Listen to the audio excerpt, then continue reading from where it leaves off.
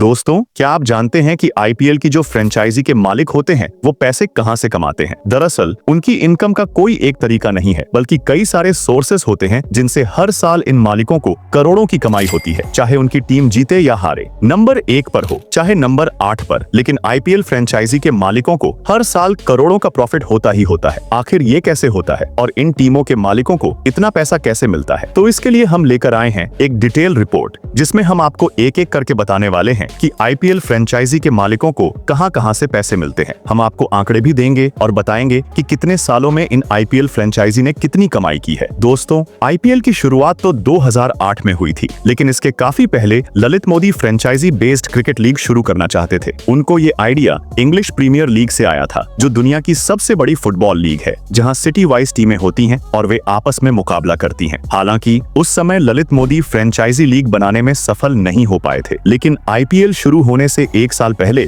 जी entertainment ने ICL Indian cricket league की शुरुआत की। इसका कॉन्सेप्ट बिल्कुल वही था जैसा आज हम आईपीएल में देखते हैं, यानी सिटी वाइज टीम्स बनाई जाती और अलग अलग टीम्स आपस में भिड़ती। आईसीएल क्रिकेटर्स को मोटी रकम ऑफर कर रहा था, जिसके चलते कई प्लेयर्स इससे जुड़ना चाहते थे, पर यही चीज बीसीसीआई को खटक रही थी, क्योंकि ऐसे में क्रिकेट से रिलेटेड सारी पावर्स बीसीसीआई के हाथों से निकलकर एक दूसरी कंपनी के पास चली जाती। यही वजह थी कि इसके बाद बीसीसीआई ने अपने खिलाड़ियों की सैलरी बढ़ा दी और ये भी कहा कि जो भी प्लेयर आईसीएल में खेलेगा उसे हमेशा के लिए इंटरनेशनल और डोमेस्टिक क्रिकेट से बैन कर दिया जाएगा। और दोस्तों, इस तरह के रिस्ट्रिक्शन से जितने भी प्लेयर आईसीएल खेलने के लिए एक्साइटेड हो रहे थे, उन्होंने अपने पैर पीछे खींच लिए और इस तरह से आईसीएल का एंड हो गया। अब ललित मोदी उस समय बीसीसीआई के वाइस प्रेसिडेंट थे। उन्होंने तब के प्रेसिडेंट शरद पवार के सपोर्ट से अपने आइडिया पर काम करना शुरू किया और 2008 में आईपीएल का गठन हुआ, जो आज दुनिया की सबसे बड़ी क्रिकेट लीग बन चुकी है। इसके साथ ही आईपीएल बीसीसीआई के लिए पैसों का एक बड़ा स्रोत बन गया, क्योंकि इसका 60% रेवेन्यू आईपीएल से ही आता है। अब सवाल ये उठता है कि आईपीएल इतनी कमाई कैसे करता है और इसका बिजनेस मॉडल क्या है? तो सबसे पहले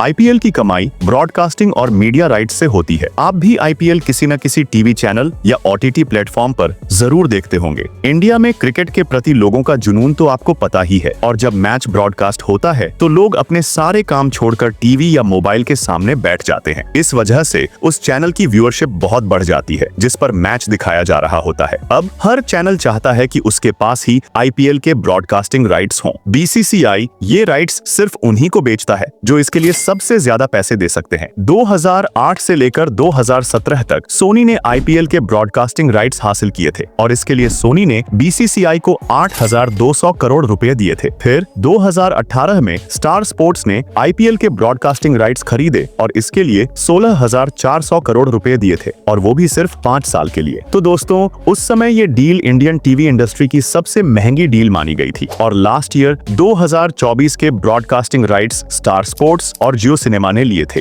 इन दोनों ने मिलकर अगले 5 सालों के लिए लगभग 48,000 करोड़ रुपए खर्च किए हैं। इसका मतलब है कि पहले 10 सालों में 8,200 करोड़, फिर अगले 5 सालों के लिए 16,400 करोड़ और अब अगले 5 सालों के लिए 48,000 करोड़। इन आंकड़ों से आप आसानी से अंदाजा लगा सकते हैं कि आईपीएल की पॉपुलैरिटी कितनी बढ़ गई है। अब इन ब्रॉडकास्टिंग राइट्स से बीसीसीआई को जितना भी पैसा आता है, उसका 50% आईपीएल फ्रेंचाइजी को डिस्ट्रीब्यूट कर दिया जाता है और बाकी का पैसा खुद बीसीसीआई रखता है। आपने ये तो जान लिया कि आईपीएल की कमाई का एक बड़ा हिस्सा ब्रॉडकास्टिंग राइट्स से आता है, लेकिन सवाल ये है कि चैनल इन राइट्स को खरीदने के लिए इतनी बड़ी रकम क्यों खर्च करते हैं? असल में इसका कारण है एडवर्टाइजमेंट रेवेन्यू। जैसा कि हमने पहले भी चर्चा की थी, जब किसी चैनल पर लाइव क्रिकेट ब्रॉडकास्ट होता है तो उसकी व्यूअरशिप बहुत ज्यादा बढ़ जाती है। इस वजह से बड़ी बड़ी कंपनियां उस चैनल पर अपने एड्स चलाने के लिए करोड़ों रुपए देने के लिए तैयार रहती हैं और इसी एडवर्टाइजमेंट से चैनल पैसे कमाते हैं। अगर हम 2021 की बात करें तो उस वक्त आईपीएल के दौरान स्टार स्पोर्ट्स ने भारत में एड रेट्स को 25 से 30% तक बढ़ा दिया था, और आपको जानकर हैरानी होगी कि सिर्फ 10 सेकंड के एड रन करने के लिए वो 18 लाख रुपए तक चार्ज करता था। आप समझ सकते हैं कि इस तरह से चैनल पूरे आईपीएल के दौरान कितनी ज्यादा कमाई करते हैं, और यही कारण है कि ब्रॉडकास्टिंग राइट्स सिर्फ बीसीसीआई के लिए ही नहीं बल्कि टीवी चैनलों के लिए भी कैश जैसा है। अब हम बात करते हैं आईपीएल की कमाई के दूसरे सोर्स की, जो है टाइटल स्पॉन्सर। जैसा कि आप जानते हैं, 2023 के आईपीएल के लिए टाटा टाइटल स्पॉन्सर था और इस साल भी टाटा ही है। टाइटल स्पॉन्सर का मतलब है कि एक कंपनी आईपीएल के नाम के साथ अपना नाम जोड़ती है। पहले के सालों में जैसे 2008 से 2012 तक DLF टाइटल स्पॉन्सर था और उसने हर साल BCCI को 40 करोड़ रुपए दिए थे। फिर 2013 से 2015 तक पेप्सी टाइटल स्पॉन्सर रही और उसने 79.2 करोड़ रुपए हर साल दिए थे। इसके बाद वीवो आया जिसने 2016 और 2017 में 100 करोड़ रुपए दिए और 2018 और 2019 में 440 करोड़ रुपए प्रति वर्ष BCCI को दिए, जो 2017 के मुकाबले 4 गुना ज्यादा थे। फिर 2020 में ड्रीम 11 ने टाइटल स्पॉन्सरशिप जीती और उसने 220 करोड़ रुपए दिए। इसके बाद 2021 में वीवो ने फिर से वापसी की और 440 करोड़ रुपए दिए। और अगर हम प्रेजेंट स्थिति देखें तो पिछले साल और इस साल का टाइटल स्पॉन्सर टाटा है, जिसके लिए कंपनी ने कुल 670 करोड़ रुपए BCCI को दिए। तो देखा आपने, IPL के नाम से ही BCCI को कितने करोड़ रुपए मिल जाते हैं। टाइटल स्पॉन्सर के अलावा BCCI umpire partner, official partner, digital streaming partners और स्ट्रेटेजिक टाइम आउट पार्टनर जैसे कई दूसरे तरीकों से भी पैसे कमाता है। और जैसे ब्रॉडकास्टिंग से वैसे ही स्पॉन्सरशिप से भी BCCI को जो भी कमाई होती है उसका 50% हिस्सा IPL फ्रेंचाइजी में डिस्ट्रीब्यूट कर दिया जाता है। मतलब कि वीडियो के अंदर अभी तक जो भी हमने IPL की कमाई के सोर्सेज की बात की है उसमें से BCCI आधा हिस्सा खुद रखता है और आधा फ्रेंचाइजी के बीच बांट देता है। तो दोस्तों, अब हम जान लेते हैं कि BCCI के रेवेन्यू को शेयर करने के अलावा IPL फ्रेंचाइजी और किन किन तरीकों से पैसे कमाती है। जैसे BCCI को टाइटल स्पॉन्सरशिप से ढेर सारे पैसे मिलते हैं, वैसे ही हर IPL टीम भी टीम स्पॉन्सरशिप से अच्छा खासा पैसा कमाती है। आपने अक्सर देखा होगा कि प्लेयर की जर्सी, पेंट या कैप पर कई कंपनियों के लोगोस लगे होते हैं। इन लोगों को लगाने के लिए कंपनियां IPL फ्रेंचाइजी को भारी रकम देती है। प्लेयर की जर्सी, पेंट और कैप पर मिलाकर लगभग 10 कंपनियों के लोगो होते हैं और इससे टीम ऑनर्स को अच्छी कमाई होती है। इसके अलावा जब आप मैच देखने के लिए स्टेडियम जाते हैं और टिकट खरीदते हैं तो इसका 80% रेवेन्यू सीधे IPL फ्रेंचाइजी को जाता है। बाकी का 20% होम टीम क्रिकेट संगठन को मिलता है। जैसे अगर मुंबई में मैच हो रहा है तो मुंबई क्रिकेट संगठन को टिकट रेवेन्यू का 20% मिलेगा। और आपको जानकर हैरानी होगी कि ऑन एवरेज एक मैच के टिकट से करीब 4 करोड़ रुपए की कमाई होती है। हालांकि टीम हर सीजन में ऑन एवरेज 7 मैच तो खेलती ही है, लेकिन फिर भी माना जाता है कि टिकट से IPL फ्रेंचाइजी की कोई खास कमाई नहीं होती। इसका कारण है कि प्लेयर की सैलरी, उनके आने जाने, रहने और खाने के खर्च सहित बहुत सारे अन्य खर्चे होते हैं, जिन पर लगभग 200 रुपए करोड़ खर्च होते हैं, जो टिकट से होने वाली कमाई से कहीं ज्यादा है। इस कमी की भरपाई फ्रेंचाइजी अलग अलग तरीकों से करती है। इसके अलावा IPL फ्रेंचाइजी की कमाई प्राइज मनी से भी होती है। जैसे जो टीम इस सीजन को जीतती है उसे 20 करोड़ रुपए मिलते हैं, रनर अप टीम को 13 करोड़ रुपए और जो 2 टीमें प्लेऑफ स्टेज तक पहुंचती हैं उन्हें 7-7 करोड़ रुपए मिलते हैं। इन प्राइज मनी का 50% टीम ऑनर्स को मिलता है और बाकी का 50% प्लेयर्स में बांट दिया जाता है। अब IPL फ्रेंचाइजी के लिए मैच जीतने के बाद ब्रांड वैल्यू सबसे कीमती चीज होती है। जीतने के बाद टीम की पॉपुलैरिटी बहुत बढ़ जाती है। ऐसे में जर्सी पर एड लगाने के लिए और भी स्पॉन्सर्स आते हैं और वो ज्यादा से ज्यादा पैसे भी ऑफर करते हैं, जो टीम के लिए बहुत फायदेमंद होता है। अब तक तो हमने IPL और उसकी फ्रेंचाइजी की कमाई के बारे में बात की, लेकिन चलिए अब हम जानते हैं कि आपके फेवरेट IPL प्लेयर आखिर पैसे कैसे कमाते हैं। दोस्तों, IPL में बोली लगाकर जिस प्राइस पर प्लेयर खरीदे जाते हैं वो तो उनका होता ही है, लेकिन इसके अलावा प्राइज मनी का 50% भी प्लेयर्स को मिलता है, जैसा कि मैंने पहले बताया था। साथ ही टॉप स्कोर करके ऑरेंज कैप हासिल करना हो या फिर सबसे ज्यादा विकेट लेकर पर्पल कैप जीतना, मोस्ट वैल्यूएबल प्लेयर या emerging player of the season जैसे अवार्ड से भी प्लेयर को पैसे मिलते हैं। और फिर पॉपुलर टीम्स के बाद ब्रांड एंडोर्समेंट से जो कमाई होती है वो भी प्लेयर की जेब में जाती है। तो दोस्तों, उम्मीद है कि अब आपको IPL का पूरा बिजनेस मॉडल समझ में आ गया होगा। तो दोस्तों, आपको हमारी यह जानकारी कैसी लगी कृपया हमें कमेंट बॉक्स में बताएं और हमारे चैनल को लाइक, शेयर और सब्सक्राइब करना न भूलें। वीडियो को अंत तक देखने के लिए धन्यवाद।